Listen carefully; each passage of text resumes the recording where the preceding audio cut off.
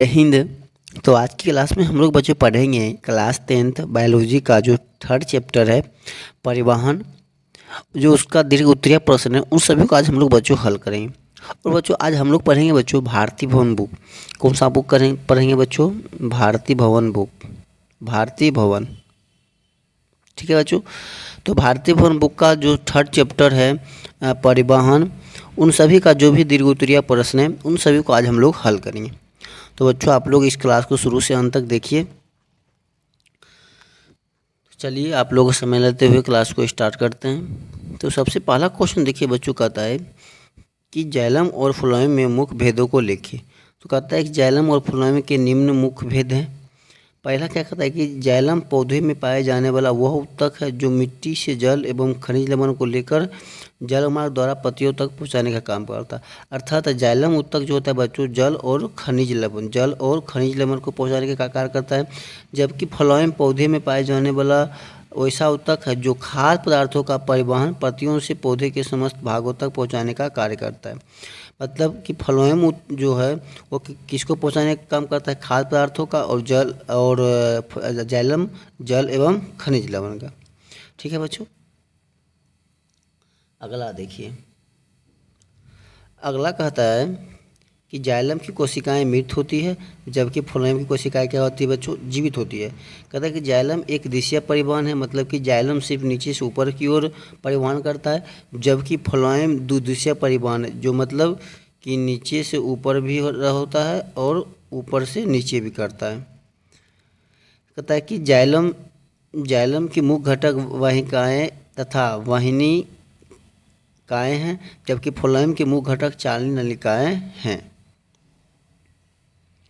कहता है कि जाइलम में वाष्पोत्सर्जन की क्रिया के दौरान मूल पर दाब अधिक होता है, जबकि फ्लोएम में ऐसा कुछ नहीं होता है। तो बच्चों यही हमारा था उस दोनों के बीच निम्नलिखित मुख्य भेद। ठीक है बच्चों, चलिए अब हम लोग बात करें अगले क्वेश्चन की। तो अगला क्वेश्चन कहता है कि लंबे वृक्ष में पूरी ऊंचाई तक जल कैसे चढ़ता है बताएं। कहता है क्या कि लंबे वृक्ष में संवहन उत्तक भी लंबे लंबे होते हैं जो काफ़ी सक्रिय रहते हैं, जबकि मिट्टी से जल तथा खनिज लवण जाइलम अवशोषित करके जल मार्ग द्वारा ऊपर की ओर तक पहुंचाया जाता है। तब उस जल को पत्तियां अवशोषित कर लेता है और भोजन बनाने के लिए उपयोग करती है। जाइलम पर दाब की क्रिया होती है जिससे जल धीरे धीरे ऊपर की ओर उठता है। इसी तरह जब वाष्पोत्सर्जन की क्रिया द्वारा जल का वाष्पीकरण होता है तब वह तेजी से जल ऊपर की ओर उठ जाता है और इसी तरह धीरे धीरे खिसकर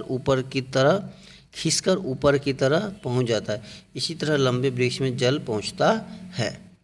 कहता है कि पौधे में खाद्य पदार्थों के परिवहन की क्रिया कैसे संपन्न होती है, सचित्र वर्णन करें। कहता है कि पौधे की पत्तियों में जब प्रकाश संश्लेषण की क्रिया द्वारा भोजन बनता है, तब फ्लोएम उत्तक पत्तियों में बने भोजन को लेकर पौधे के सभी भागों तक भोजन को लेने जाने का काम करता है।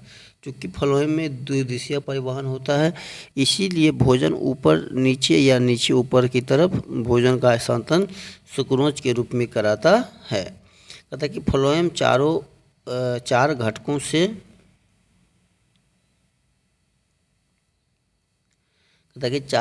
मिलकर बना होता है, जिससे 40 नलिकाएं मुख्य हैं।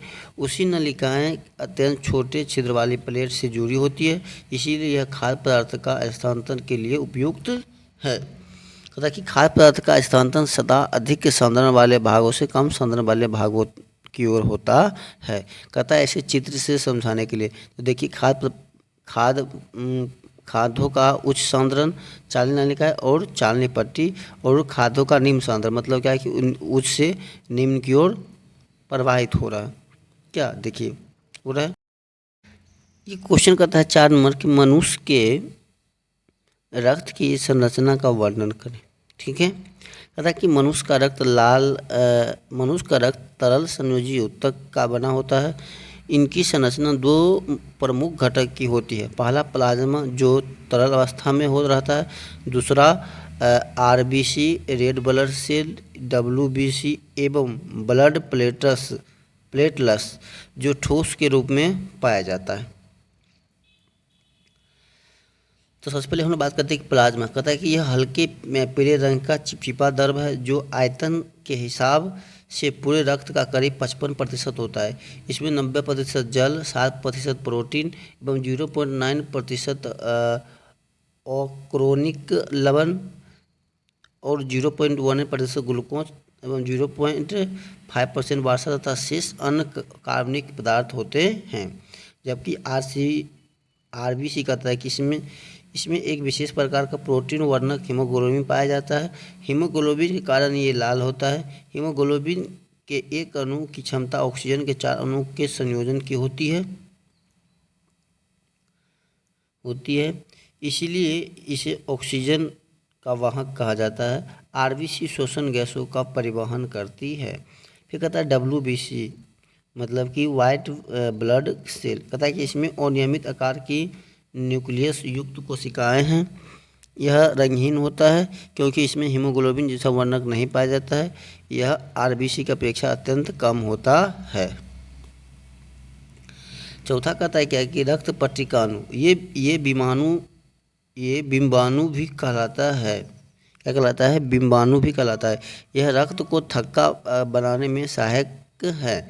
यह मनुष्य एवं अन्य स्तनधारी के रक्त में पाया जाता है।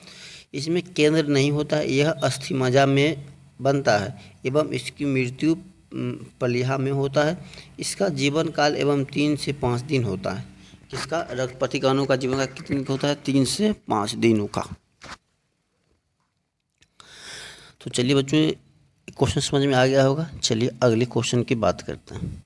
तो देखिए अगले क्वेश्चन कहता है कि मनुष्य के हृदय का एक स्वच्छ नामांकित चित्र बनाए और वर्णन की आवश्यकता नहीं। सिर्फ कहता है चित्र बनाने के, उसको वर्णन करने के लिए नहीं कहता है। तो चलिए बच्चों, ये मैंने चित्र यहाँ पे बना दिया है। देखिए ये जो सिरा ऊपर के बच्चों, इसे हम लोग क्या कहते हैं? महाधमनी। क्या कहते हैं इसे? महाधमनी कहते हैं।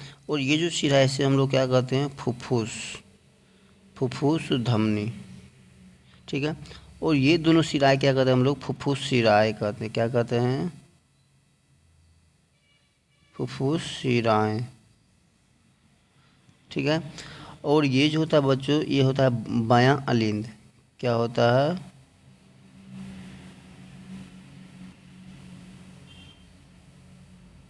बायां अलिंद।